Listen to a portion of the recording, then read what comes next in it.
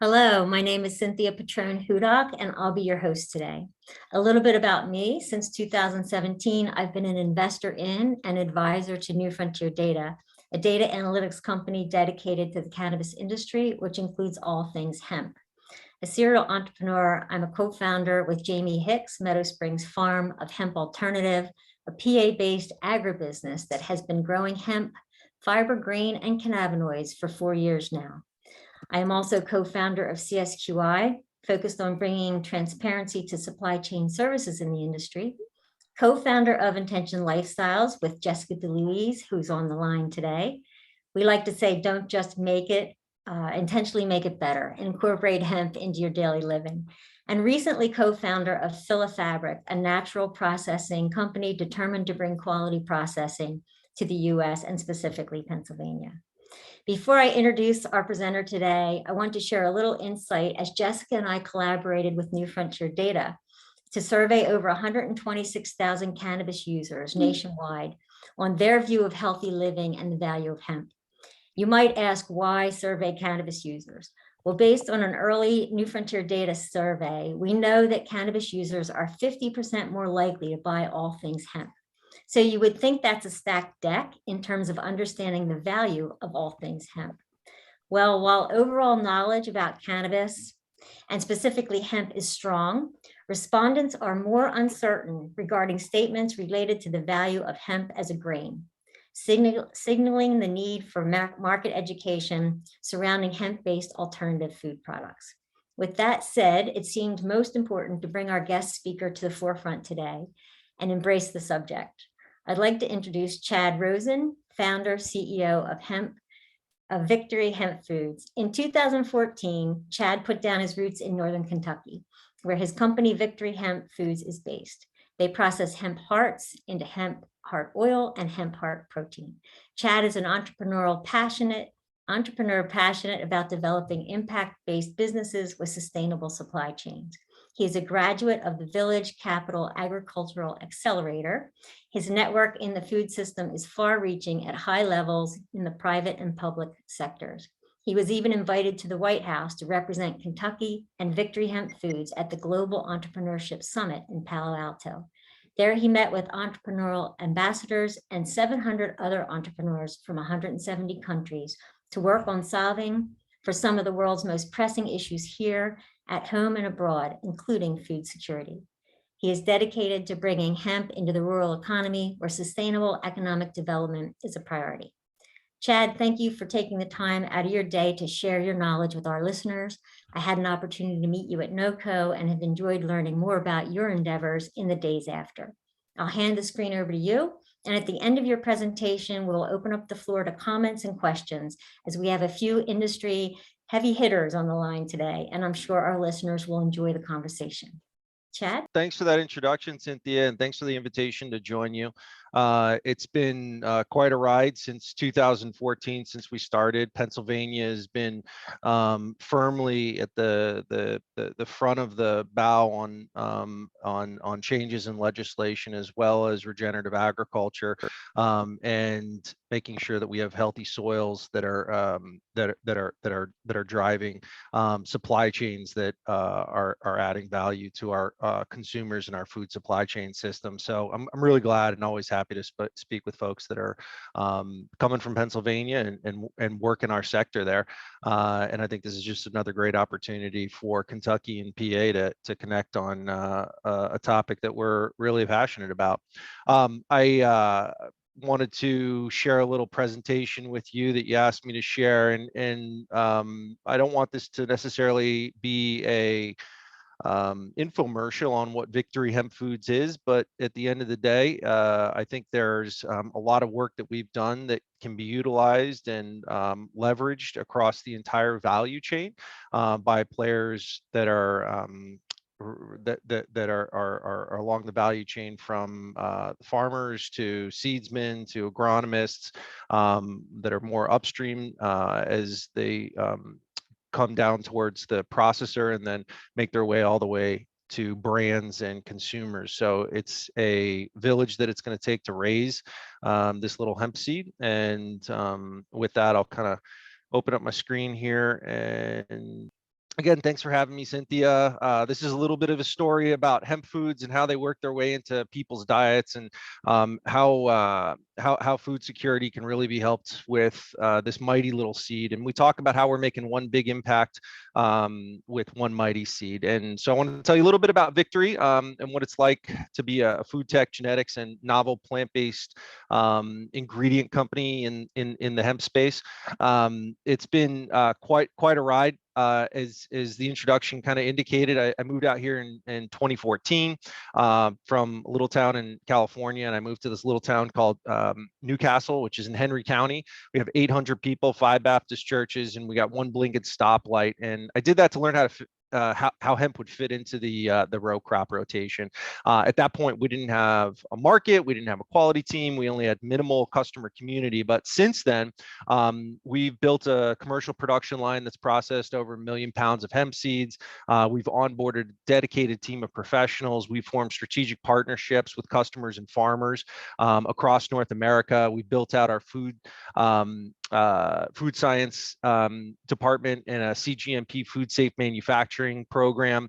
We filed IP around novel processing technology, and we filed some IP around novel genetics. So we're actually embarking on building a bigger flagship location that'll match up with oilseed processors on kind of a more of a global scale and meet the market demand that we've created for the products that are quite unique. I'll talk about some of those products in just a little bit here.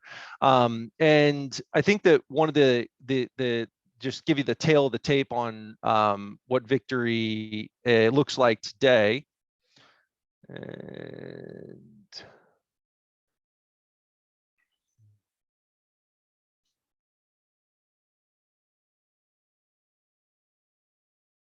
we are 22 employees. We're based in the Ohio River Valley. We're about 40 minutes north of Louisville and about an hour south of Cincinnati.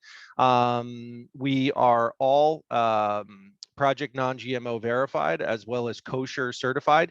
And then our products are all available as USDA organic certified. We are we've been in business incorporated since 2016. And as I said, we got 3 patents that are pending. So yeah, so that's a little bit about where we are today. We're a public benefit corporation. And, you know, I think that this is one of the ways that we see the places that the place where we're going to have a big impact is helping to feed this global population. We look at the planet and realize that with the resources that we have today and population increasing by 3 billion people in the next 3 decades, that's 3 times the amount of the population here in the United States. That's 10 times, I'm sorry, 10 times. That's 10 times the amount of people that are in the United States. So that's 10 times the population of New York, LA, Dallas, Houston, Chicago, whatever, spread out across the planet. It's an enormous amount of folks that we do need to feed. And this is something that I think that we can do it in a way that's accretive to climate change or destructive. And there's a saying that we really embrace around here because I don't think it's, you know, when it comes to agriculture, we're working together, and we see hemp seeds as being one cog in a really big system. And there's good agriculture practices, and there's some not so good agriculture practices.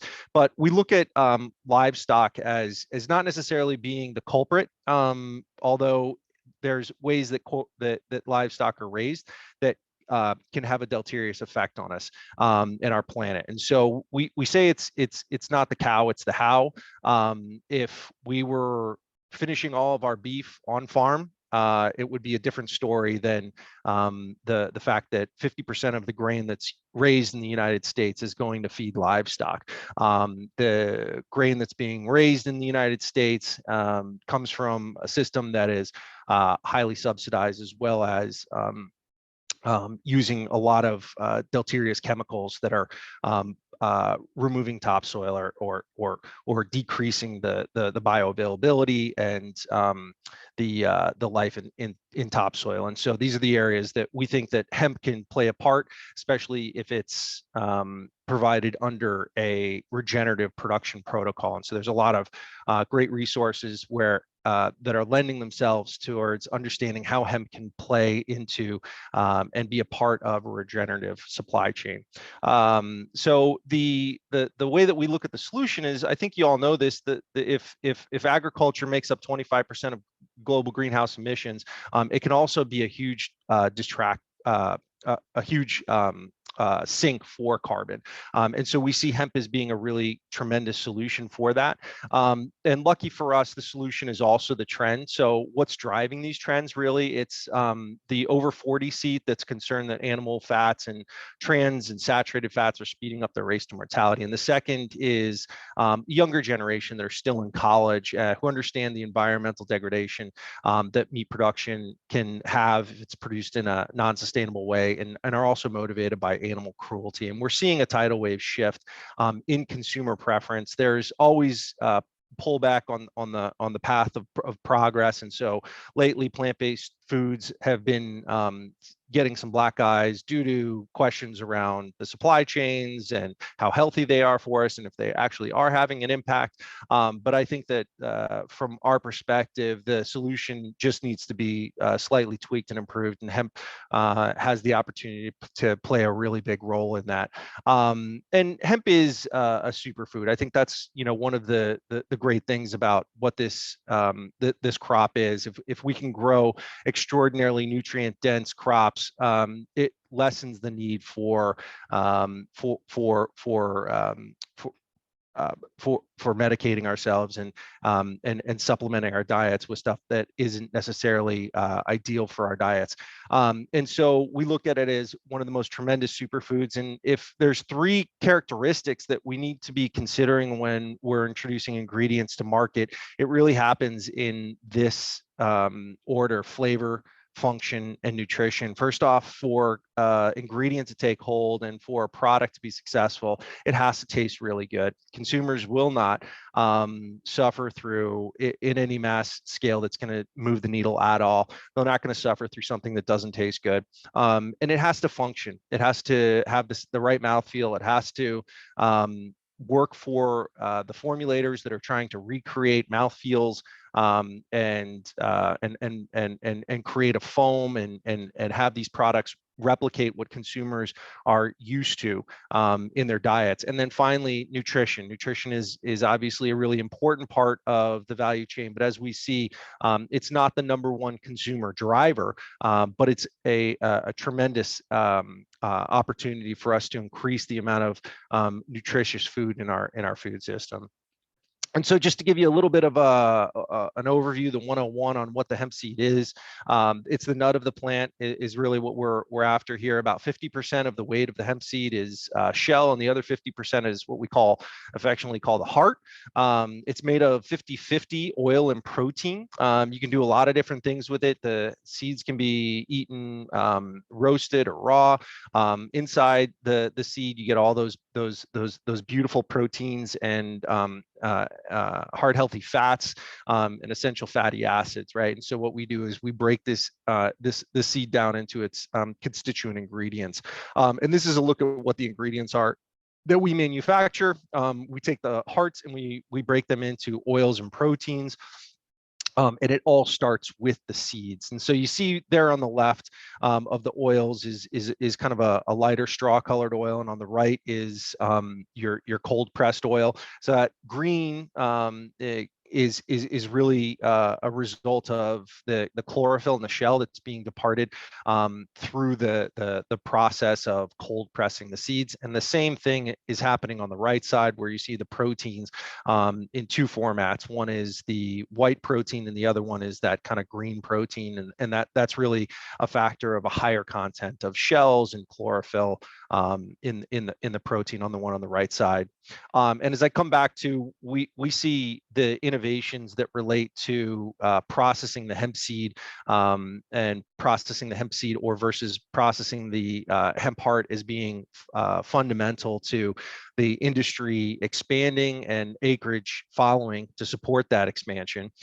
Flavor is the number one driver for consumer preference, and 82% of consumers rank flavor as their number one purchasing driver. And so on the right, we have a smoothie that's made using the hemp seed protein, and on the left we have the smoothie that's made with the hemp heart protein, and these have dramatically different flavor outcomes, and consumer preference is really high for the ones on the left. We also, look at the functional characteristics of what these foods can do. Our team is comprised of manufacturers, food scientists, food safety professionals, but at the end of the day, the heart and soul of our business is our food science department. And what they're doing is really kind of understanding and discovering how and where hemp proteins and oils, lipids and sweeteners can be used, and providing formulators kind of the roadmap and the empirical data that they need to incorporate these products into their formulations. So when they look at a protein and they're trying to accomplish, say, a baked good or maybe a beverage application, or they want to recreate an egg, they're going to want to ask questions. They're going to want to know what the data is and the performance characteristics around the gelling or the foaming. How long does the foam hold? If it's being used as an emulsifier, how that's best suited. The oil holding and water holding, how much oil and water will it hold? At what temperatures? At what pH? These are all the kind of questions and empirical data that we as an industry and we at Victory are working on. This is just a snapshot of what some of that data looks like. This data is also related to not only proteins, but it's also related hemp proteins, but it's also related to all proteins that consumers and formulators rather have the opportunity to incorporate into their products, right? So whether it's chickpea or mung bean or peas, soybeans, all these characteristics when it relates to functional benchmarking are critical for formulators to understand how much they need to use, or if a protein that they're working on is going to work like the one that they're using currently, right? So there's three people that you need to really kind of please. We always talk about when we make a sale in the ingredient world, you need to make sure that the marketer, the formulator, and the finance team are all aligned around the value of these products. And here's a really good kind of example of why formulators love our protein. This is just water and hemp protein. This was done with a high moisture extruder, and as you can see, I can't taste it. No one can taste it. It's a video, but it sure looks like chicken. And you see the way that it vibrates, and vibration is another one of those measures that we're keeping care of to figure out how these products can kind of replicate in under certain conditions of time, temperature, and pressure. And so this is kind of a great example of what food science can do when you apply time, temperature, heat to something as simple as a very minimally processed protein like the proteins that we're offering here at Victory. So it's quite amazing, I think, that hemp proteins are able to do this as they kind of align and vibrate just like muscle fibers do. So kind of an amazing example of what's possible with a little bit of flavor here. I think that we have something that the market would be really excited about. And the applications for these hemp seed proteins and lipids is virtually endless. We're working on applications with all of these in all these different applications. I think that's one of the things that's really exciting, is how many categories these ingredients really excel in and work for not only the formulators but also the marketers that are looking for label claims, that whether it be non-GMO or high in essential fatty acids or low in sugar.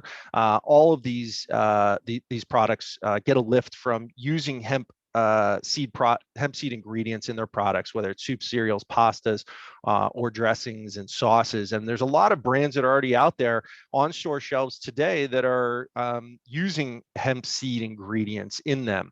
And the list kind of goes on, and all of these make up an enormous amount of total addressable market.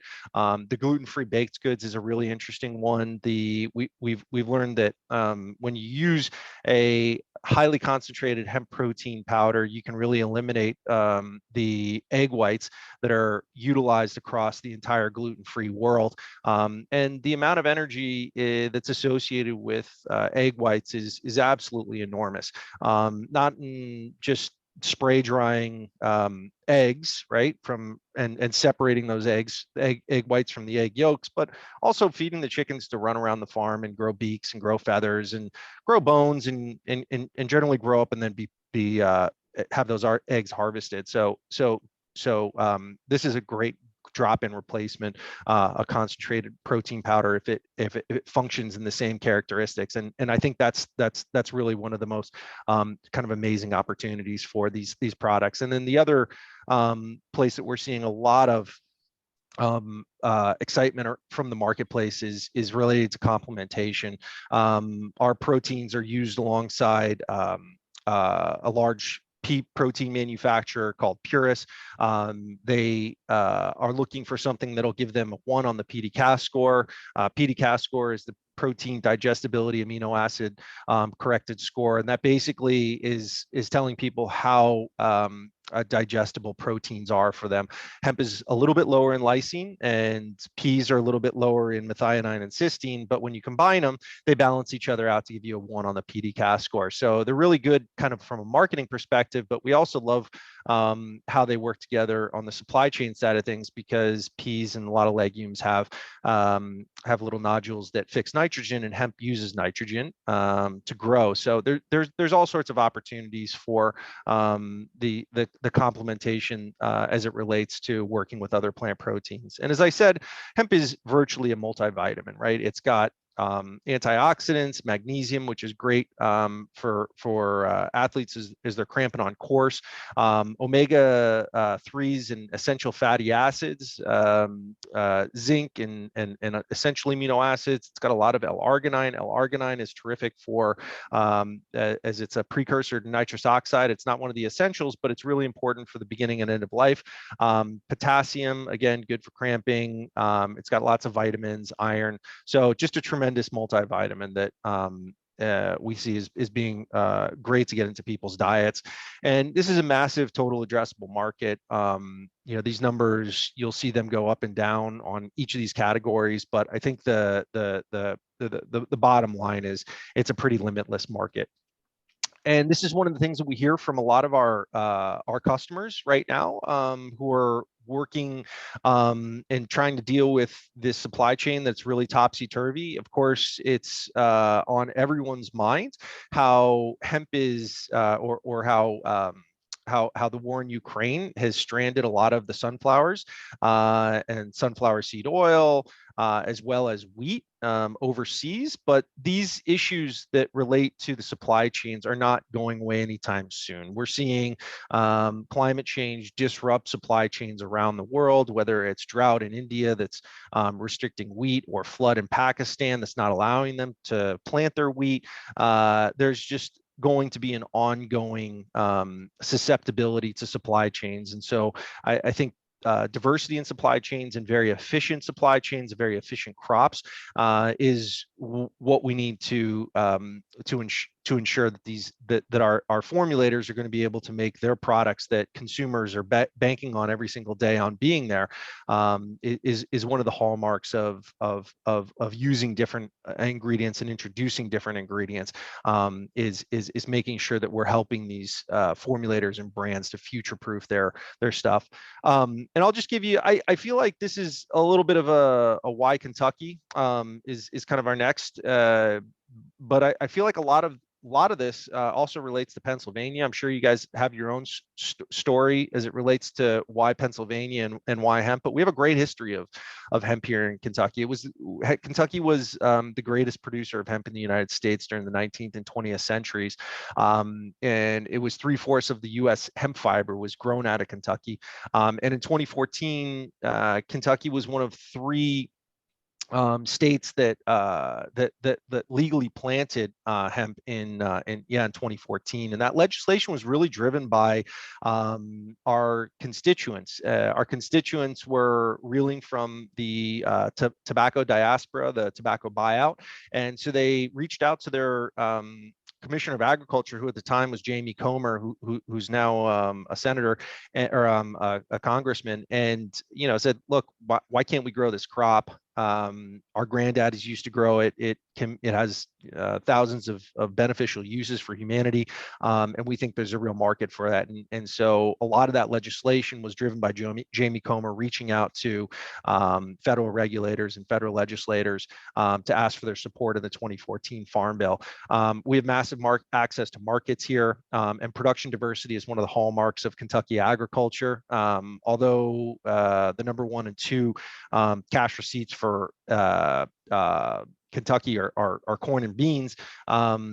We also boast the most amount of beef cattle east of the Mississippi. So there's a lot that's going on in Kentucky, and hemp fits in just absolutely perfect for it. But of course, it's a very shallow supply chain, and we're always excited to work with neighboring states to help fill our supply chain needs at Victory.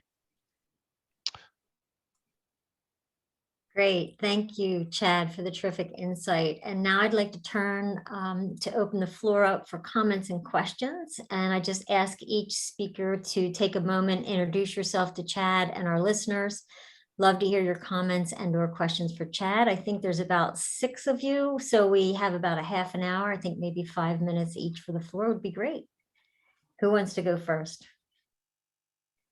Eric? Sure thing. Yeah. Oh, we have 2 Erics. You can go first, Eric H. All right. Well, hey, thanks, Chad, for the great presentation. It's always exciting to learn more about Victory Hemp Foods. So my name is Eric Herlock. I am the host of the Lancaster Farming Industrial Hemp podcast.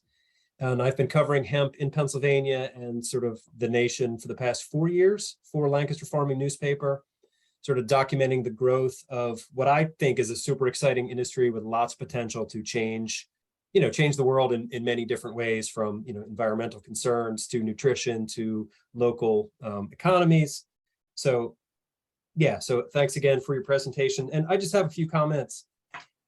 You mentioned about Kentucky's rich history with hemp, and here in Pennsylvania, yeah, we've got a pretty rich history ourselves, going all the way back to William Penn and the founding of the Commonwealth here. So there's that, but really, I think what makes Pennsylvania a great place for the hemp industry is, it's our farmland and our farmers. We've got some of the best farmland in the country, amazing farmers. And also it's our proximity to these major markets. There's a lot of people that live up and down the East Coast, New England, New York, Philadelphia, and Pennsylvania, as the Keystone State, is poised to supply hemp there. So that's my comment. Thank you. Great. Thanks, Eric. Any questions?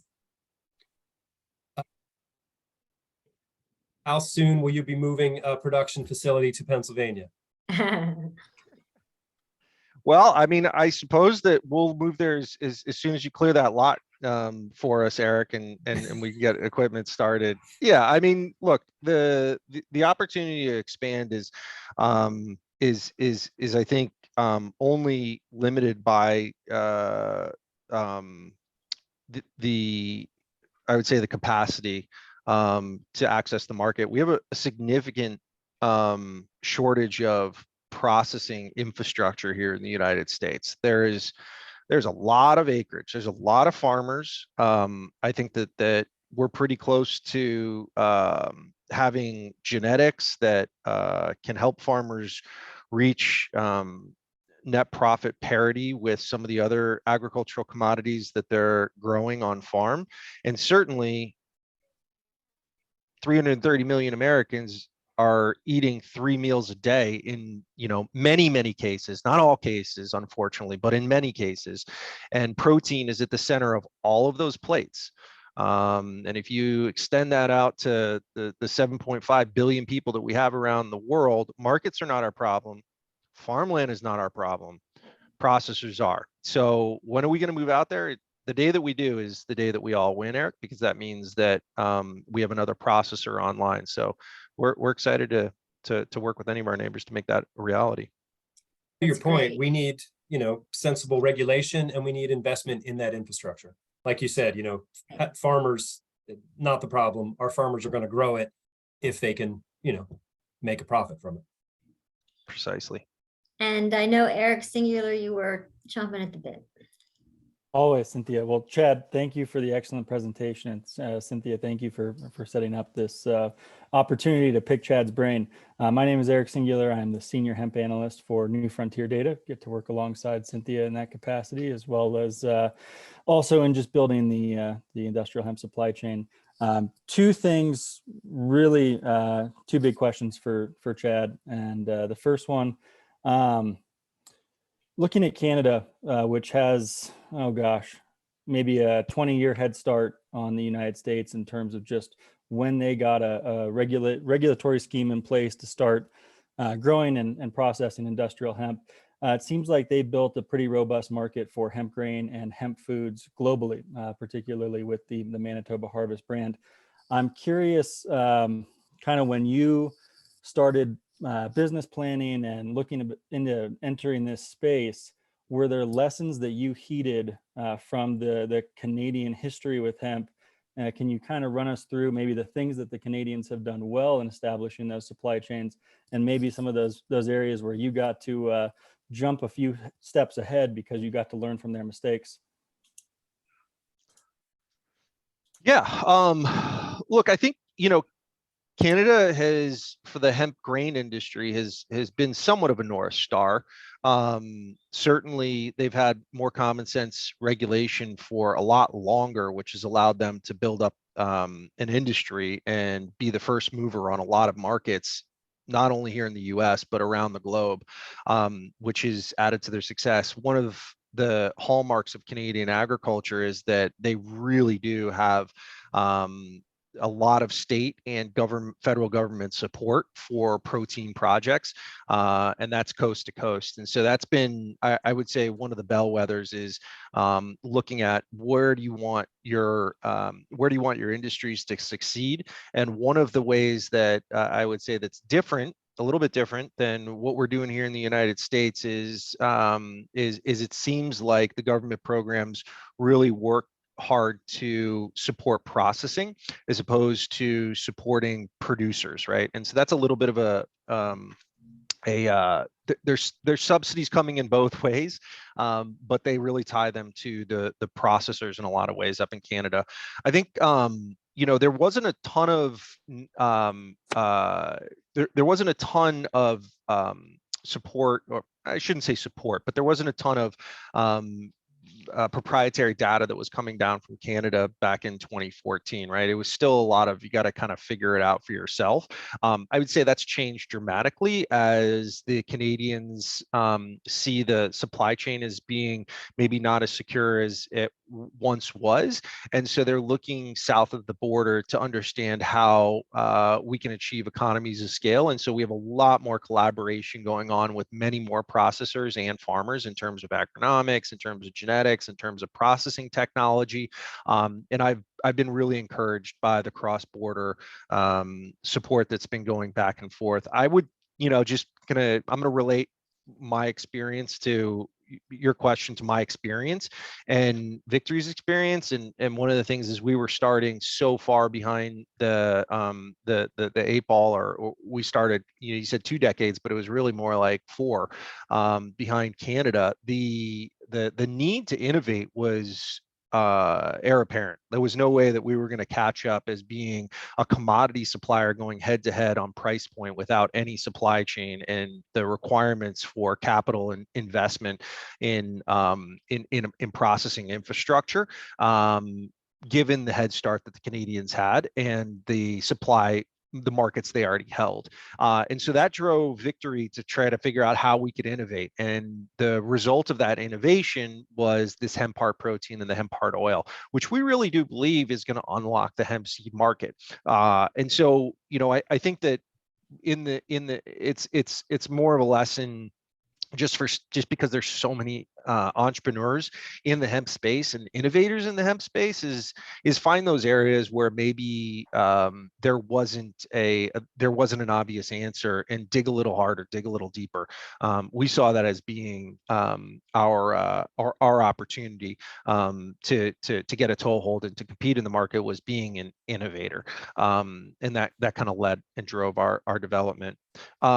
And I did want to go back to one question, but I wanted to go back to Eric's comment. I think that one other way to kind of look at getting Victory over there isn't necessarily getting Victory to Pennsylvania as much as getting a grain elevator that's handling hemp seed in Pennsylvania. I'll be the first to write a contract for a grain elevator that's ready to deliver the quality specified hemp grain, right? But why rely just on Victory? Let's make sure that Manitoba Harvest and Hemp Production Services and others are also at the trough to support the growers in that area. So we don't necessarily have to put up a dehulling facility or a protein extraction facility. Let's start at the beginning, which is having a dedicated place where farmers can drop their crop, get it cleaned, get it stored so that it can last a season and a half before it gets called for. So grain elevators are a critical piece of infrastructure that the entire ag world has access to, from wheat and beans, corn, canola, etc. But one of those fundamental kind of pieces of infrastructure that is absent from almost anywhere in the United States. Eric, Great. did you have another question? I do, but I'll let everybody else go. And if we have time Okay. at the end, I'll sneak it in there. Thank you, Chad. Okay, Yep. great. Jessica. Yeah, well, thanks, Chad, so much for that informative presentation. Cynthia, for organizing this. For everyone watching, my name is Jessica. I am the co-founder of Intention Lifestyles with Cynthia Petrone-Hudock. In my other life, I'm also a practicing physician assistant. I have a certification in culinary medicine, and I'm an Emmy award-winning TV host. Have to sneak that in there all the time. So Chad, a few questions for you. I think that you did such a beautiful job of outlining the types of hemp that are available, from the heart, both hold and dehold, or the protein powders. Is there one particular variety of hemp ingredient that you're noticing that people are sequestering more often, whether it be the protein powder or the seeds? And I have 3 questions. Sorry, that's question number 1. Number 2, have you always grown organic? And if not, how has that impacted your grow? And what changes did you have to make when you started growing organic? And I'm curious what your biggest challenge has been. I mean, you've been in the field of hemp since 2014, so I'm sure you have some great stories. And I'm curious if there was something that you wanted to share in terms of being your biggest challenge as you grew, as the hemp awareness has grown as well. Oh boy. All right. So, I'll start from the top. So the balance of what is most in demand from the hemp seed is, I think it really just mimics what's most in demand in the world, and that's proteins. That's healthy proteins, right? It's commanding the highest price points, and there's some think tanks that are predicting a protein paradox shortage coming as soon as 2028.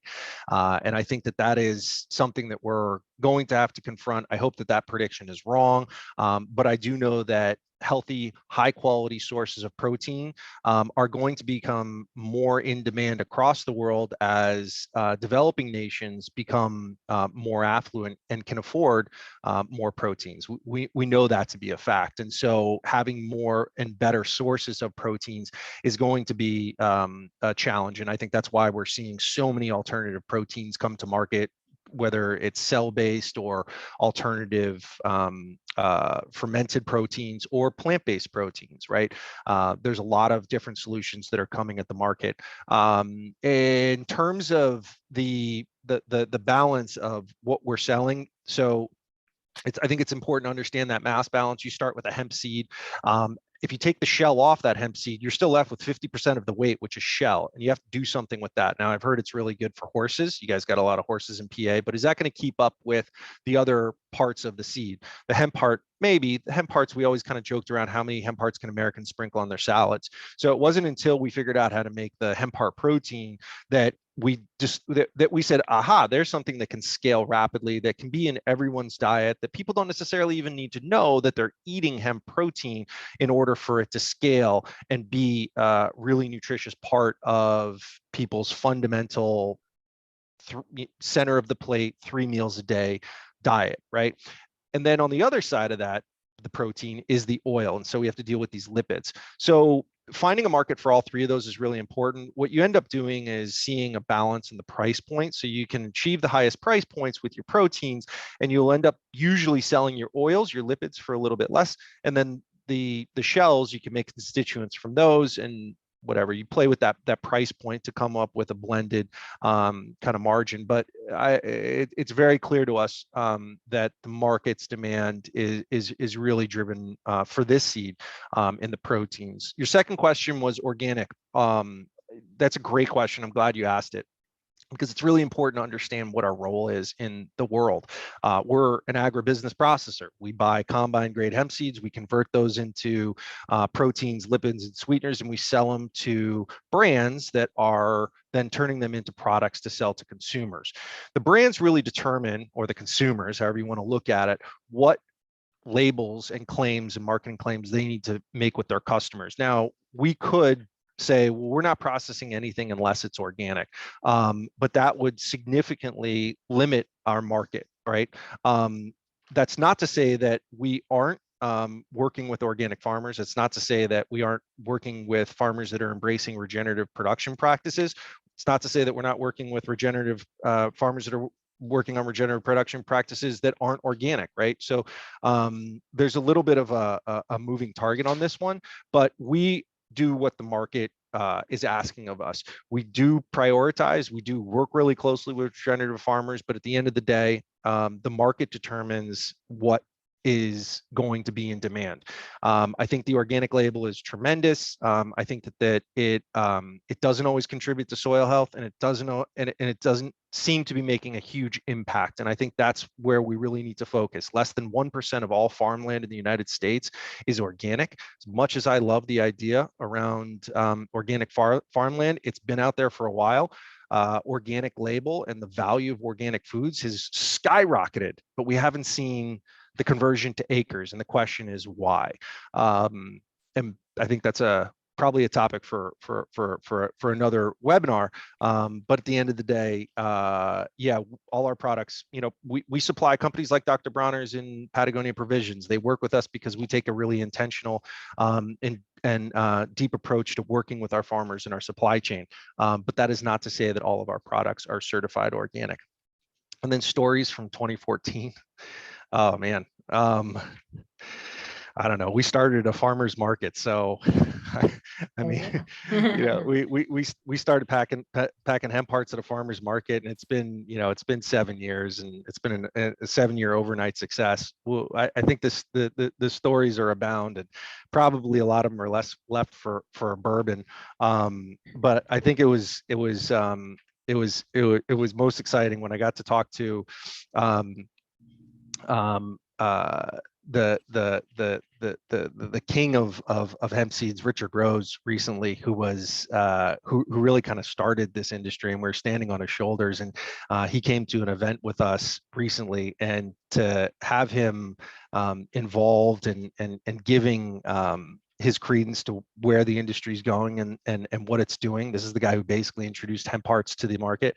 Was a really just a fantastic opportunity. So yeah, I think about that fondly. Great, thank you, Chad. Yeah.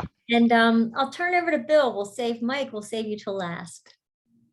So Cynthia, thank you so much for organizing this. This is terrific. Chad, thank you for a great presentation.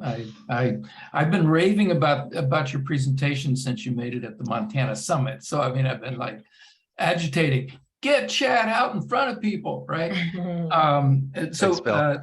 yeah, I got really kind of three questions, and the first one though is my partner Mark Lauer, who had to jump off and get to another meeting. I apologize about that. So my background, Bill Shepard, involved in hemp through two initiatives. One is a company called Abundance, which is looking at end market development for both food and fiber. So came out of a long heritage of food development, but also lots of entrepreneurial, as Cynthia said, serial entrepreneur success across a lot of different categories, from biotech to building materials.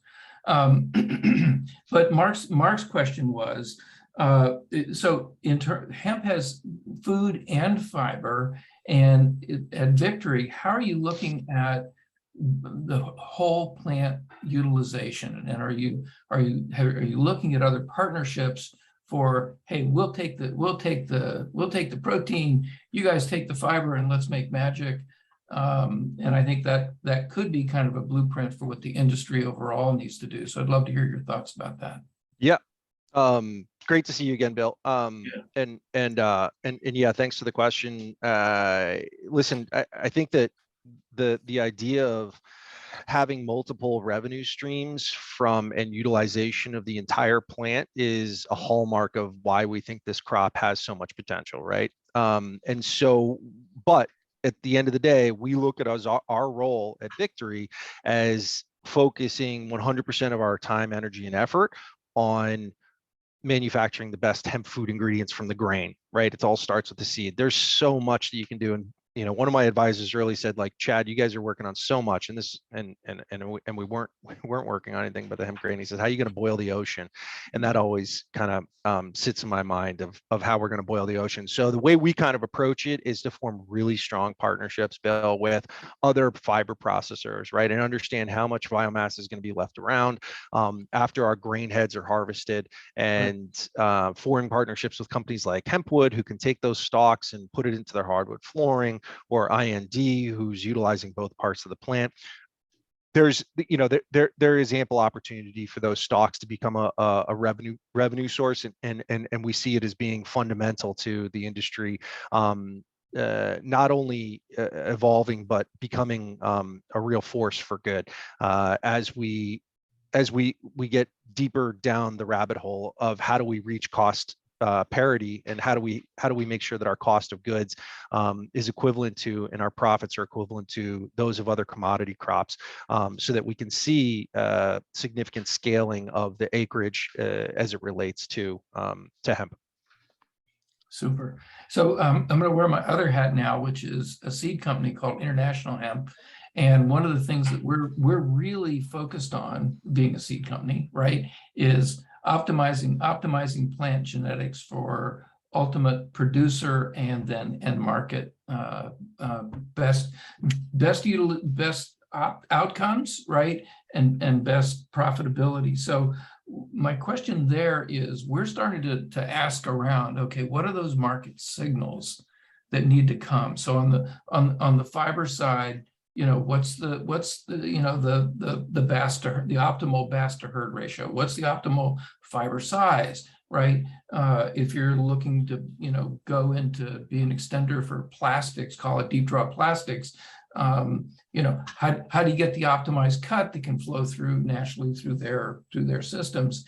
So in terms of market signals, and I'll go to the food side as well, as you're connecting with food technologists and food developers at mainstream food companies, what do you see as the best ways to connect out to that, those end market users who are like, hemp, what's that, right? Share a little bit about that. Sure. Yeah, no, I think that's a good question. And it really relates to understanding what our target market is. And as I said kind of earlier, like there's 3 customers that we need to please at one company. That's the marketer, the formulator, and the financier. Because if one of those divisions isn't on board, our product just doesn't work for that brand.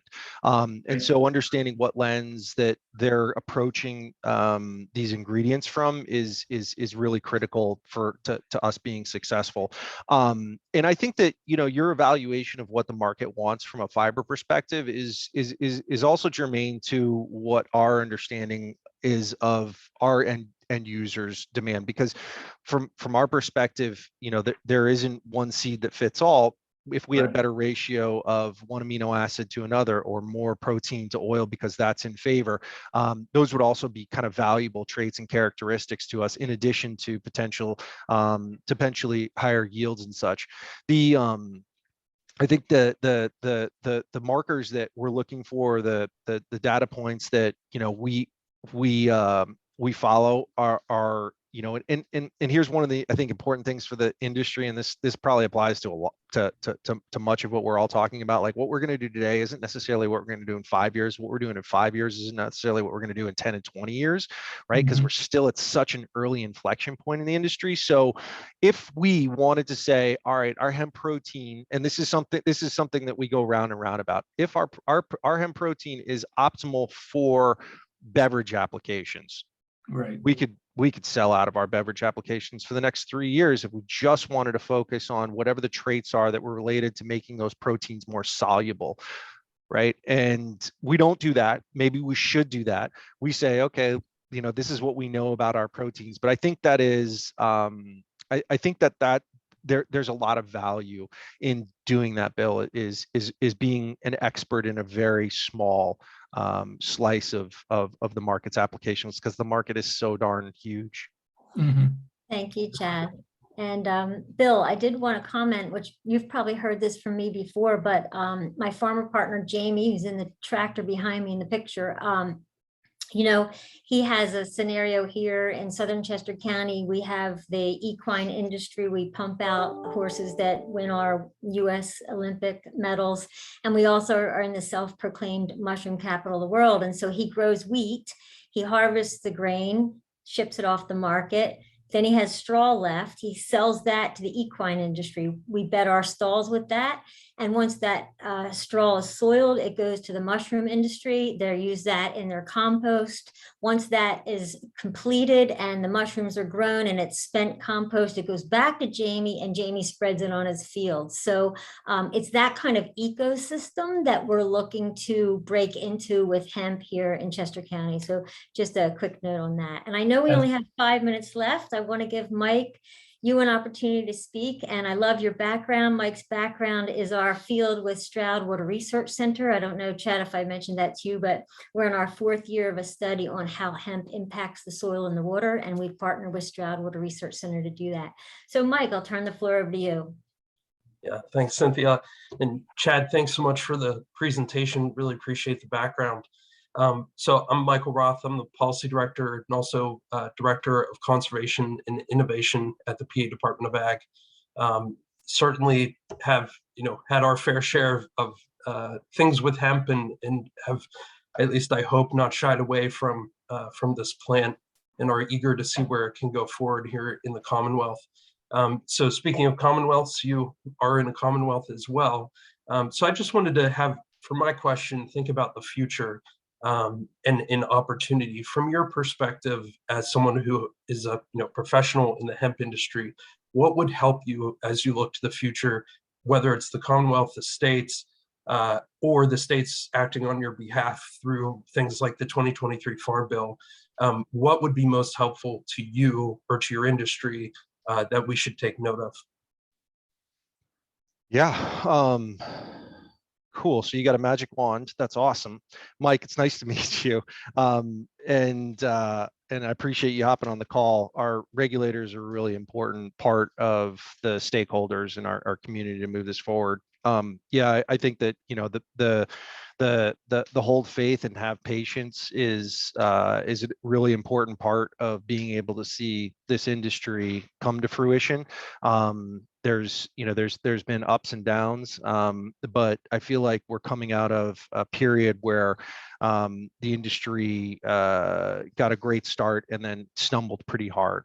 But given the reinsurgence of grain and fiber and the development of some just tremendous businesses that are bringing amazing things to market, I think that we're in a really good position to still see this crop have the impact on an economic basis that was originally purported. It's going to take longer than we originally, maybe some originally suggested, but I'm still as hopeful as I ever was that we're going to see that impact.